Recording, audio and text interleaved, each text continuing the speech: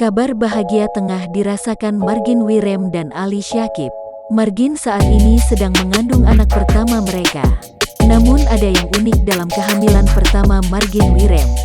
Selama 7 minggu mengandung, justru Ali Syakib lah yang merasakan ngidam. Nggak ada sih, ngidam, justru dia Ali yang ngidam, ungkap Margin saat jumpa pers virtual, Kamis, tanggal 1 April tahun 2021. Mendengar pengakuan istrinya, Ali pun tak membantah kabar tersebut. Ia menceritakan bahwa dirinya pernah ngidam sebuah makanan yang ada di kawasan Kebagusan. Ia jadi waktu itu pernah pengin makanan di Kebagusan, terus maunya harus yang di situ, tutur Ali Syakib seraya tertawa. Ia yang ngidam suami, dia kalau pengin makanan apa, harus detik itu juga, harus ada timpal Margin Wirem.